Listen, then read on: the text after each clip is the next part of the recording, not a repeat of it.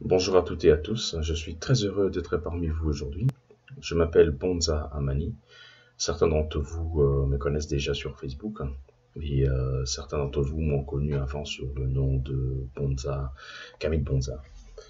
Je vous remercie pour votre présence sur cette plateforme de rencontre et je vous souhaite le bienvenu à notre conférence sur les spiritualités ancestrales et les traditions africaines. Cette conférence n'est pas la première. Je pense que certains d'entre vous se souviennent, il y a quelques années, je faisais des conférences carrément chaque dimanche sur les spiritualités ancestrales, mais j'ai dû faire une petite pause pour me ressourcer un peu et puis revenir plus tard. Donc me revoici parmi vous. Je remercie celles et ceux qui viennent de prendre conscience et connaissance de cette conférence pour la première fois. Et je vous promets d'ores et avant de faire une conférence sur les spiritualités ancestrales et les traditions africaines chaque mois, au moins une fois. La conférence d'aujourd'hui est une introduction de conférences qui viendront par la suite.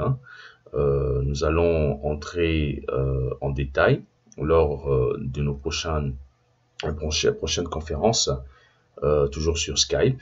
Et ceux qui veulent, ils peuvent toujours prendre contact avec moi pour essayer de voir comment on peut améliorer les qualités de nos rencontres sur ces genres de plateformes numériques. Donc voilà, chers amis, après cette courte introduction, je vous proposerai aujourd'hui de parler d'un point que j'ai intitulé « Manipulation au cœur de l'esprit ». Pourquoi j'ai choisi ce thème? Tout simplement, chers amis, vous devez savoir que l'extérieur est le reflet du monde intérieur. Donc je crois que ça vous le savez déjà, et que plusieurs personnes et plusieurs traditions ont attribué au monde intérieur un certain nombre de noms. Les autres l'appellent l'esprit, les autres l'appellent l'âme, etc. Et donc, nous allons tout simplement nous focaliser sur l'intérieur de l'être humain aujourd'hui, en essayant de voir dans quelle mesure cet intérieur est manipulé au cœur même de l'esprit, je dirais. Parce que moi, bon, l'intérieur et l'esprit, c'est presque la même chose. Donc voilà. Retenez tout simplement, chers amis, que le monde physique, matériel que nous voyons aujourd'hui avec nos yeux, est les projections de nos pensées intérieures, et que la pensée elle-même n'est pas matérielle. Voilà pourquoi j'ai intitulé le thème d'aujourd'hui « Manipulation au cœur de l'esprit », c'est-à-dire manipulation au cœur du monde intérieur de l'être humain. Nous aurons bien sûr l'occasion d'y revenir tout au long de cette conférence. Avant de commencer, chers amis, cette conférence, j'aimerais remercier la source unique et divine qui, en ce moment, expérimente la vie à travers nos expériences quotidiennes. Ce que je veux dire est que la vie est ce moment présent que chacun de nous est en train d'expérimenter. Ce qu'on appelle la vie, c'est ce moment présent que nous vivons, nous tous, ici et maintenant, tout de suite. Pas demain, pas hier, ici, maintenant, en ce moment présent. Nous sommes l'expression de la vie elle-même, nous sommes l'expression de la source elle-même. À travers nous et tout ce que nous faisons, c'est la source qui expérimente la vie afin de se connaître lui-même ou elle-même. Nous expérimentons la vie afin de nous connaître nous-mêmes. Vous voyez, nous sommes cette source en expérimentation, ici et maintenant. Ce que nous allons essayer de tenter et de comprendre tout au long de nos séries de conférences, c'est dans quelle mesure cette source est en train d'expérimenter la vie. Parce que plusieurs personnes pensent que la source est quelque part et que nous sommes complètement coupés de la source. Ce qui est, pour moi, à mes yeux, pas vrai du tout, parce que nous sommes toujours connectés à la source, mais nous ne sommes pas conscients de cette connexion de notre être avec la source. Parce que ce que nous faisons aujourd'hui tout de suite, dans ce moment, c'est la manifestation de la source elle-même. Mais la source unique et divine qui expérimente la vie veut justement nous faire comprendre de quelle manière nous pouvons nous reconnecter à elle d'une manière consciente. Parce qu'il est vrai que maintenant nous subissons cette manipulation de l'esprit à travers notre être intérieur pour nous couper consciemment de la source elle-même. Voilà pourquoi j'ai dit qu'il y a une manipulation au cœur de l'esprit qui fait que nous ne sommes pas conscients de cette source unique et divine. Vous voyez? Donc, c'est ce que je vais essayer avec vous tout au long de cette conférence, voir comment nous allons, au fur et à mesure, arriver à la compréhension de ces concepts que je trouve assez intéressants. Avant de commencer aussi, j'aimerais vous demander de voyager avec moi ensemble au cœur, je dirais au cœur à l'intérieur même du corps physique pour comprendre pourquoi est-ce que nous sommes nous-mêmes la manifestation de la source unique et divine dans ce monde et dans cette réalité matérielle. Alors je vous proposerai de vous asseoir calmement, faire quelques respirations,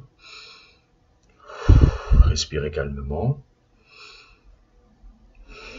respirer, et puis nous allons nous imaginer nous-mêmes en train de vivre à l'intérieur de notre corps physique. D'accord? Vous êtes prêts? Alors allons-y. Voilà mes chers amis, nous sommes nous-mêmes en ce moment même dans notre corps physique. Et notre corps physique, nous constatons qu'elle est composée de plusieurs éléments. Nous avons notre corps extérieur, qui est notre peau, et nous avons la sensation de notre corps intérieur, notre corps, je dirais, composé des organes, composé des matières liquides, composé de nos os, etc. Mais quand nous rentrons encore à l'intérieur de notre propre corps physique, nous remarquons qu'il y a encore autre chose. Il n'y a pas seulement les organes qui sont en mouvement en ce moment, il y a aussi des souches, des couches et des cellules. Et nous voyons qu'il y a environ 100 000 milliards de cellules actuellement vivant à l'intérieur de notre corps physique.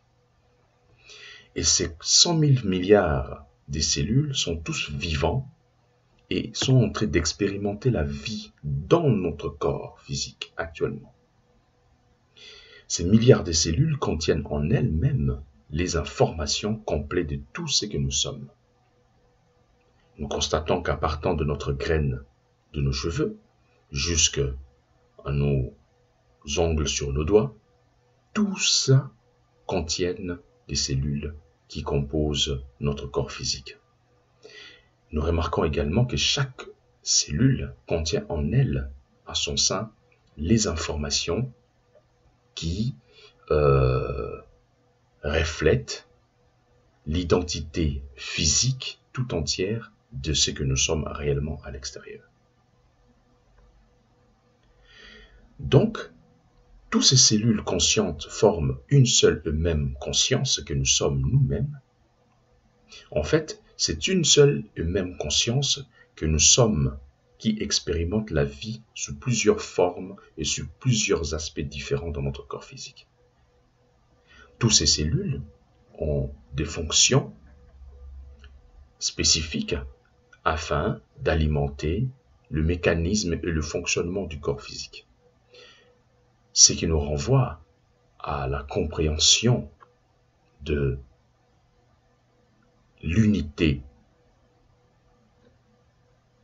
en général et de la connexion entre les cellules qui fonctionnent en ce moment pour réaliser l'expérience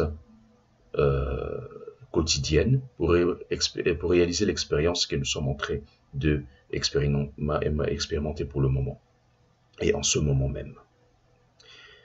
Voilà mes chers amis, ce qui est important à comprendre. Celui qui comprend ça, comprend la réalité de l'univers tout entier. L'univers est un être vivant, qui est composé de plusieurs éléments, qui est composé des galaxies, qui est composé des planètes, des soleils, et tous ces composants forment une seule et même personne. Et nous sommes à l'intérieur de cet univers-là. Et nous avons plusieurs tâches spécifiques, mais le problème est que la majorité des humains ne savent pas pourquoi ils sont là.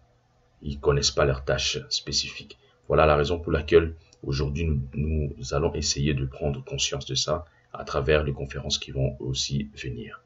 Et tout ça, nos ancêtres, chers amis, le savaient très bien. Voilà pourquoi ils avaient la capacité de s'auto-guérir, car ils avaient la capacité de modifier les vibrations et les fréquences vibratoires des cellules afin de guérir les maladies.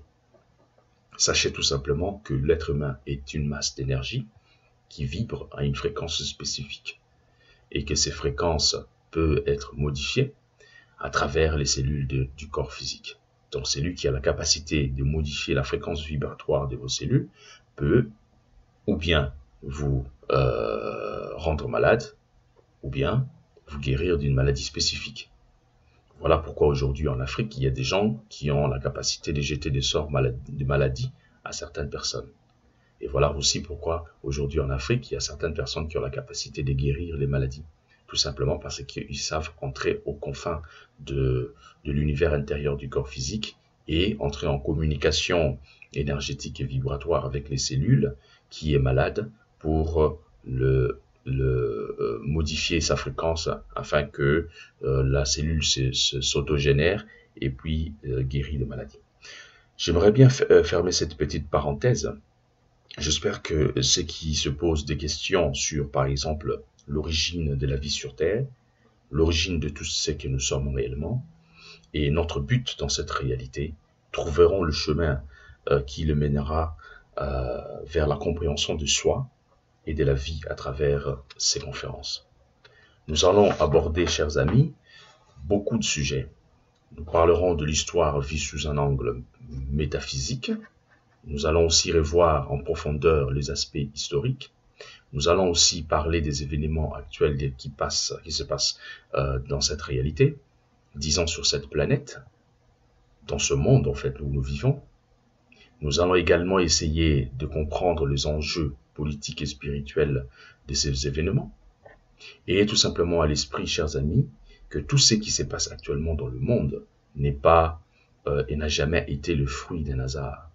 Justement, en parlant des hasards, en parlant de ça, je tire cette petite conclusion dans une citation qui a été faite par le président de la République américaine, Franklin Delano Roosevelt, qui était le chef d'État entre 1932 à 1945, qui disait, je cite, « En politique, rien n'arrive par hasard.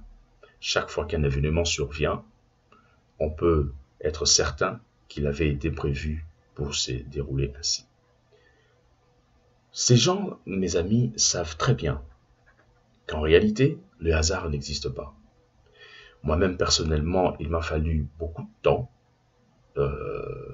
des méditations profondes, pour le comprendre. Le but des séries de conférences est de renforcer nos capacités de réflexion.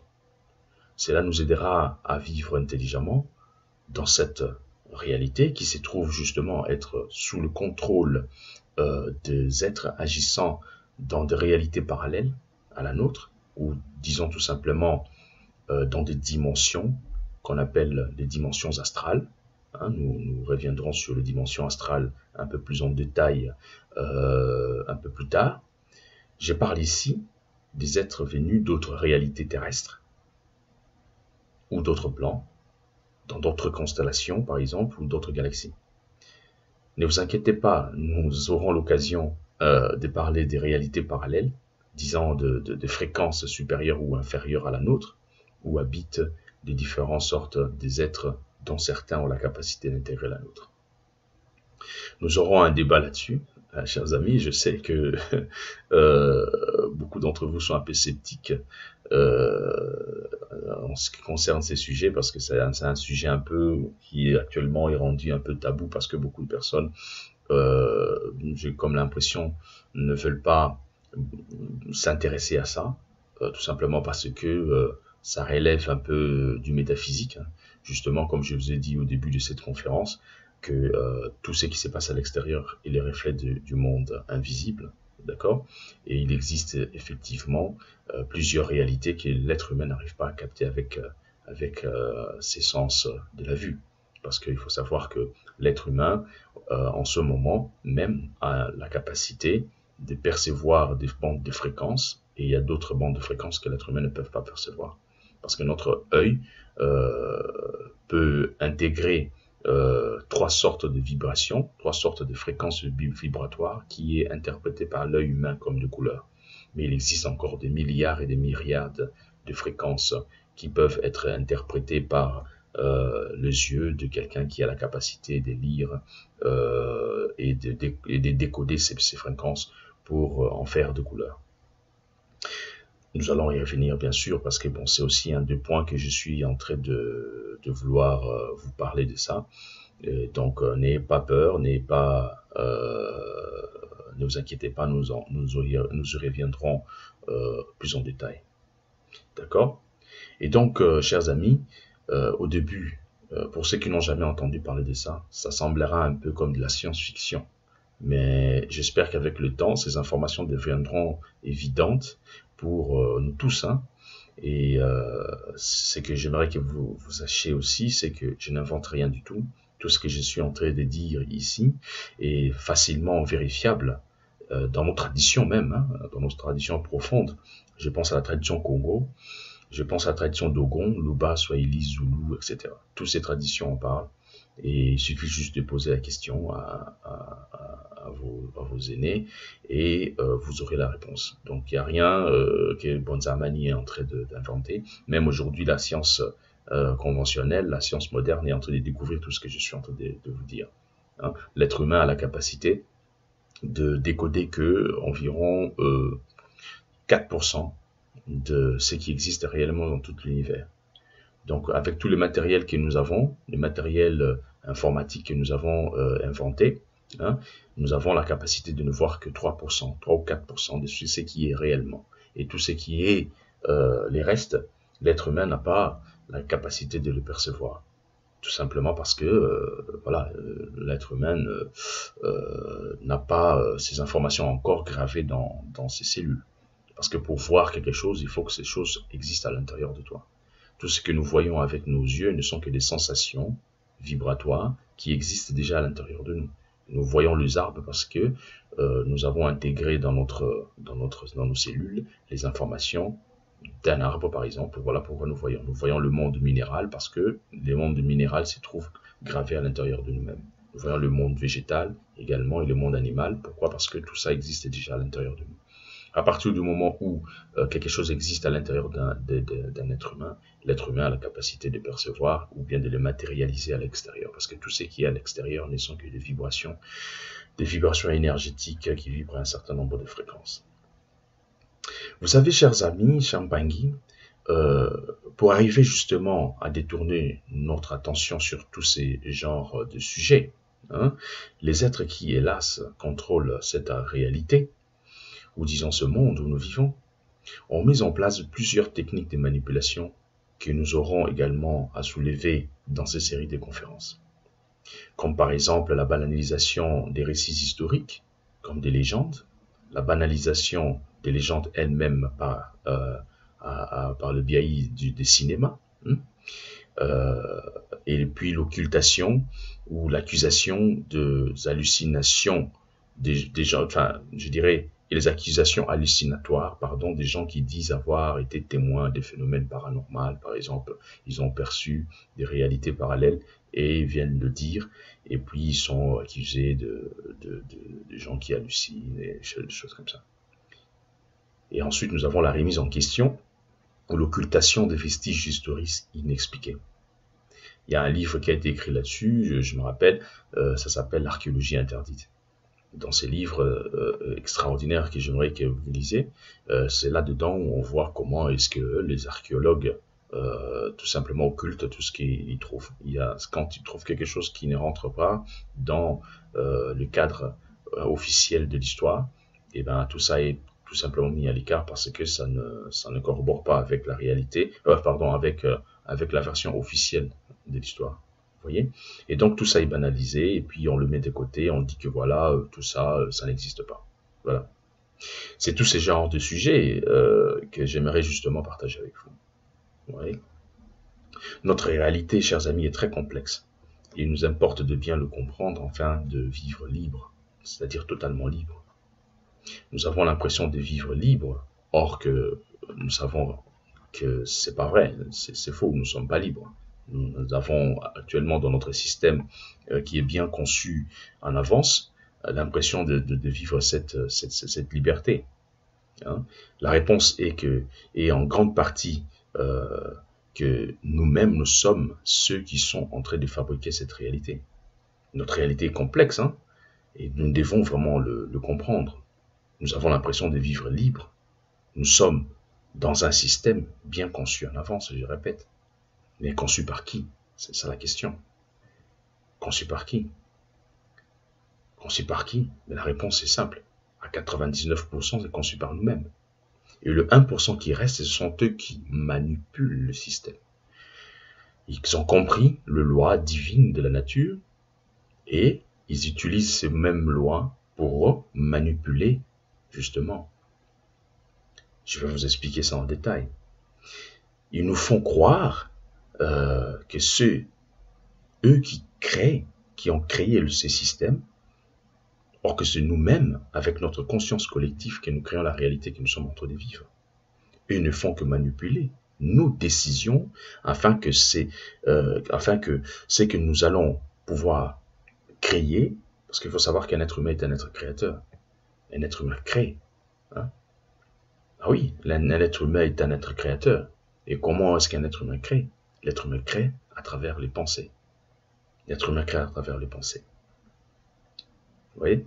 Donc la réalité que nous percevons actuellement est une illusion. Hein?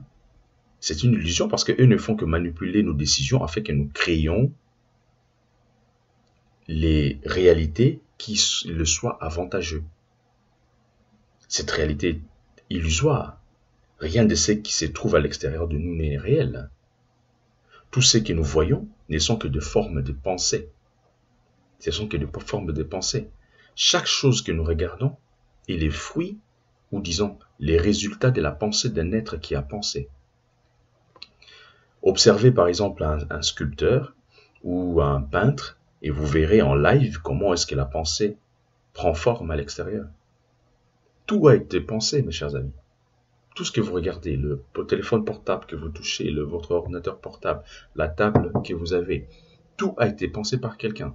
Ce que vous voyez derrière moi, le manteau qui sont là, a été pensé par quelqu'un. Quelqu'un a pensé à la forme et puis l'a créé. Quelqu'un a pensé à créer ce que je porte là. Tout a été pensé. Le casque que je porte ici, tout a été pensé. Tout n'est que pensée projetée. Beaucoup de personnes ne prennent pas conscience de ça. Ah oui, il n'y a rien qui a existé par elle-même. Une chose n'existe pas par elle-même, elle a été pensée en avance. Si vous regardez votre rue, vous allez voir que c'est les résultats de la pensée, des pensées collectives, hein, je peux dire, des personnes qui ont réfléchi, ils ont dit voilà, nous allons créer une route ici. Et ils se sont mis ensemble, ils ont fait des dessins, et puis voilà, la route existe. Les maisons existent parce que les gens ont pensé, ils ont dessiné. Et les architectes, qu'est-ce qu'ils font? Les architectes, ils réfléchissent, ils pensent, ils disent voilà, nous allons dessiner une maison, et puis 2 ans après, vous voyez la maison qui est devant vous. Mais d'où sort cette maison? Ça sort de la pensée. Et l'extérieur n'est que les reflets. Donc ce qui veut dire que le monde n'a pas été créé, et puis on a pris l'être humain, on l'a mis là-dedans. Non, c'est l'être humain qui crée le monde où il est en train de vivre. C'est l'inverse. C'est tout à fait l'inverse. Donc si vous changez votre intérieur, l'intérieur de ce que vous êtes réellement, eh bien vous le projetez à l'extérieur. Mais le problème est que le système où nous sommes en train de vivre maintenant, qui est contrôlé par des gens qui semblent être un peu plus, je dirais pas intelligents, mais qui semblent un peu plus, qui semblent un peu plus illuminés que nous. Hein. Ils ont cette connaissance et ils les cachent. Ils savent que les êtres humains créent exactement ce qu'ils sont en train de vivre. Quelle est la meilleure façon encore de créer une illusion qui est de faire croire à quelqu'un que c'est qu'il est en train de vivre, que c'est toi qui l'as créé. Et lui va continuer à chercher, comment dirais-je, il va continuer à chercher le bonheur à l'extérieur de lui, tandis que ce bonheur existe tout simplement à l'extérieur de lui-même. Donc il suffit tout simplement de modifier ce que vous êtes à l'intérieur. L'extérieur, c'est tout simplement le reflet.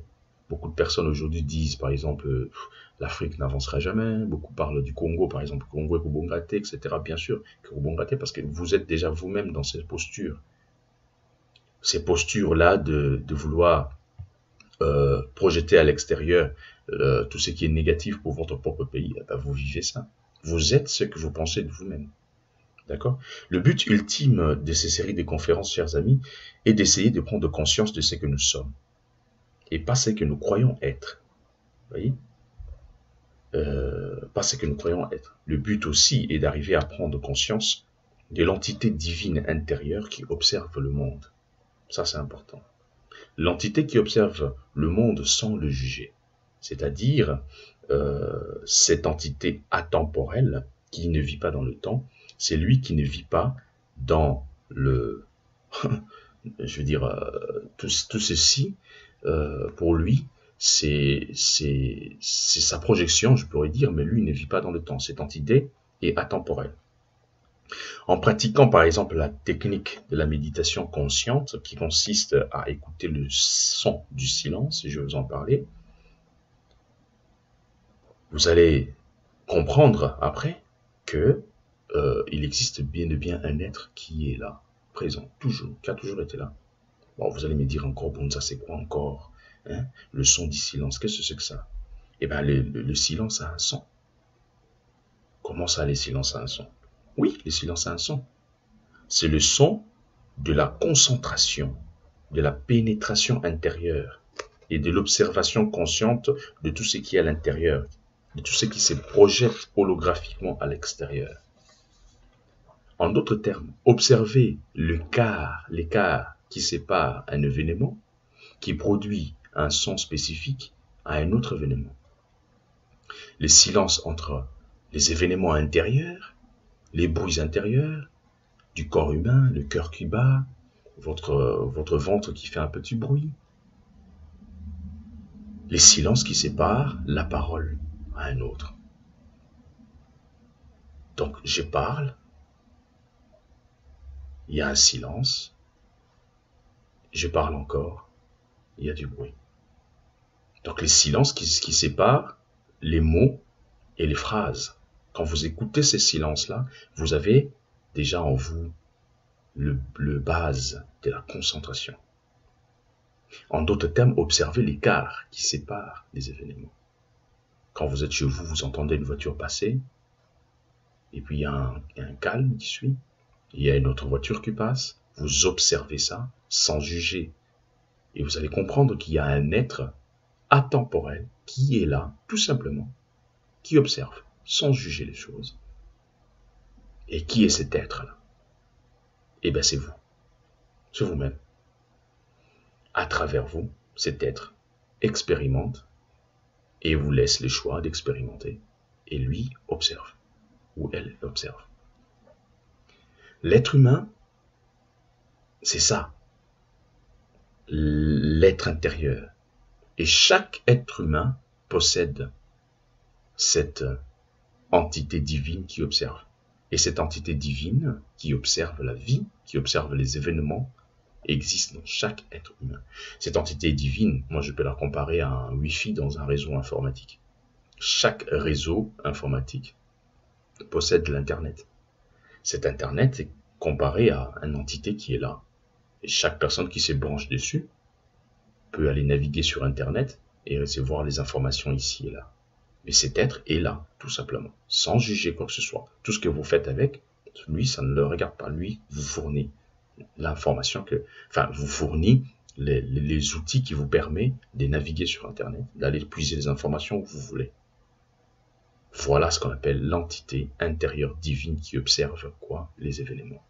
Qui observe le son des paroles. Vous voyez? Donc les silences entre les événements intérieurs ou extérieurs, les silences entre l'émergence d'une parole à une autre, le son qui sépare les deux mouvements. On aura l'occasion d'approfondir cette conférence que nous avons, comment dirais-je, ces connaissances que nous avons perdues. Avant, nos ancêtres connaissaient tous ces genres de choses et ils les pratiquaient.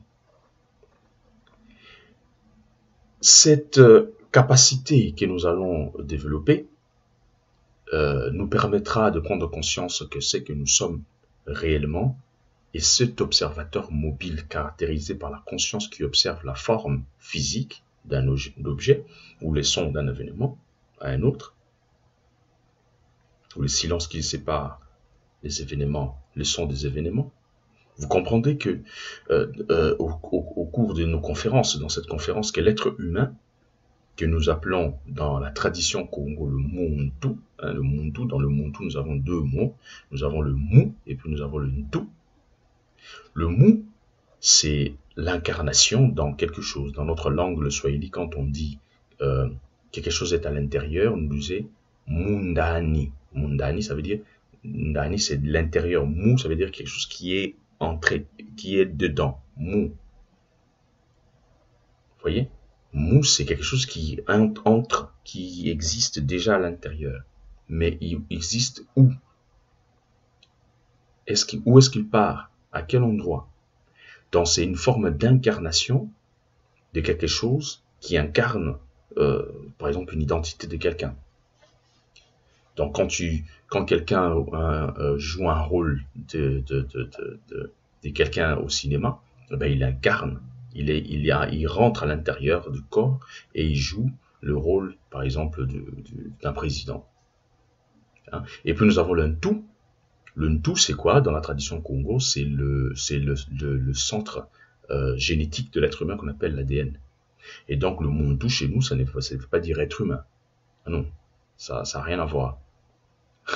L'être humain, chez nous, Muntu, non. Muntu, c'est quelqu'un, une conscience qui s'incarne dans un espace donné qu'on appelle l'ADN.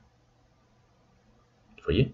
Donc l'être humain, chez nous, n'est pas perçu comme quelqu'un qui est là, séparé de toute chose. Non, l'être humain, c'est quelqu'un qui est à l'intérieur de. Il est à l'intérieur de quoi? D'un ADN. Et donc, l'intérieur de l'ADN existe et est en mouvement. Et les cellules sont en mouvement parce qu'il est alimenté par l'incarnation de cette conscience, de cet être mobile qui existe, qui est là depuis et qui a toujours été et qui sera à jamais. Donc voilà, Champangui, chers amis, on aura vraiment l'occasion de parler de ça. J'aimerais fermer cette petite parenthèse. Et puis, voilà, donc c'est très important. Donc le Muntu, comme je viens de vous le dire, vous venez de le comprendre, n'est pas seulement composé de chair et de sang et des os. Le Muntu est un être multidimensionnel. Bon, vous allez me dire, c'est quoi encore ça, multidimensionnel? Non, le Muntu est un être qui a plusieurs aspects, qui a plusieurs formes, qui a plusieurs identités, donc il est multidimensionnel. Je vous en parlerai aussi en détail. Cela veut dire que l'être humain existe dans de différentes réalités au même moment. L'être humain existe également dans son passé, dans son futur, et tout ça, c'est maintenant. Ce que je suis en train de vous dire maintenant, d'ici, disons 1 heure, ça va rester dans votre mémoire. Vous allez vous en souvenir toujours au moment présent. Ce que vous allez faire demain, vous le savez, mais au moment présent. Moi, je sais qu'après cette conférence, je vais peut-être aller manger, mais je sais que je vais manger, mais je pense à ça toujours au moment présent. Donc, je ne vis pas dans un futur, je vis toujours au moment présent. Et quand je vais aller manger, je vais manger toujours dans le moment présent. Et quand je vais me souvenir de cette conférence, je vais me souvenir de cette conférence toujours au moment présent. Voilà, chers amis, j'aimerais faire une petite pause et puis nous allons continuer notre conférence introductive. J'ai encore beaucoup de choses à vous dire et nous allons passer à la deuxième partie de notre conférence, toujours sur les spiritualités ancestrales, et là nous allons entrer encore en détail. Je vous remercie, mes chers amis, et je vous souhaite encore une très bonne journée et à plus tard.